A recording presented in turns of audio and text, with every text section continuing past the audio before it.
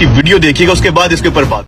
बाकी ये जो रोज़ा शरीफ के ऊपर आपको गुंबद खजरा नजर आ रहा है, ये तो खुद रसूलुल्लाह की नाफरमानी के ऊपर बनाया गया जी। मुस्लिम शरीफ में हदीस है, नबी अलैहिस्सलाम ने फरमाया, मैं तुम्हें मना करता हूँ कब्रों को पक्का करने से, उन पर इमारत बनाने से। गुंबद खजरा का ताल्लुक नबी अलैहिस्सलाम के साथ नहीं है, इसका ताल्लुक हुक्मरानों के साथ है।